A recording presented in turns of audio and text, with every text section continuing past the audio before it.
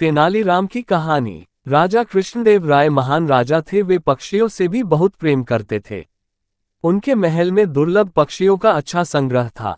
एक दिन एक दरबारी ने पुरस्कार के लालच में एक चाल चली। उसने एक मोर खरीदा और एक चित्रकार को कुछ पैसे देकर उसे लाल रंग में रंगवा लिया। चित्रकार ने इतनी सफाई से उसे रंगा कि वह सचमुच का लाल मोर लग रहा था। दरबारी उसे लेकर राजा के पास गया और बोला, महाराज, मोर की यह एक दुर्लभ जाति है। घने जंगलों से बहुत कठिनाई से इसे मैं आपके लिए पकड़कर लाया हूं।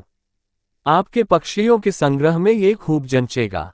पक्षी को पाकर राजा प्रसन्न भी हुए और आश्चर्यचकित भी। उन्होंने दरबारी को मोर के बदले 1000 स्वर्ण मुद्राएं दी। अपनी चाल की सफलता पर दरबारी बहुत खुश था। उसने झुककर राजा का अभिवादन किया और वहां से चला गया। दरबार में खड़े तेनालीराम को कुछ गड़बड़ सी लगी। वह पक्षी के पास गया तो उसे रंग की महक आई। पलक झपकते वह दरबारी की चालाकी समझ गया। अगले दिन तेनालीराम ने 5 मोर खरीदे। जिस चित्रकार ने दरबारी के लिए मोर रंगा था उसे बुलवाया। तेनालीराम ने उसे 5 मोरों को रंगने के लिए कहा। उन मोरों को रंगवा कर वह पक्षियों एवं चित्रकार को लेकर दरबार में गया। राजा उन पक्षियों को देखकर आश्चर्यचकित रह गए। उन्होंने तेनालीराम से पूछा, दरबारी तो इसे दुर्लभ पक्षी कह रहा था, पर तुम्हें इतने सारे पक्षी कहाँ से मिल गए?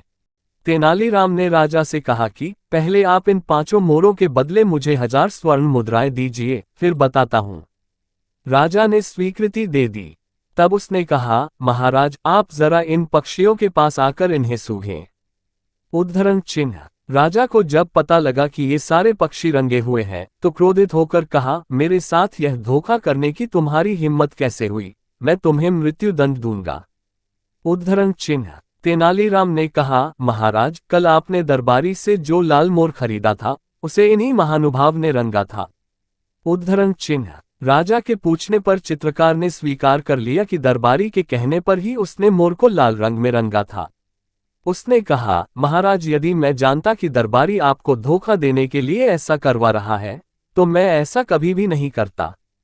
उद्धरण चिन्ह। राजा कृष्णदेव ने चित्रकार को उसकी उत्तम चित्रकारी के लिए पुरस्कृत किया और दरबारी को उसके छल के लिए सजा दी। शिक्षा हमें चीजों को परखे बिना किसी पर भी आंख बंद करके विश्वास नहीं करना चाहिए।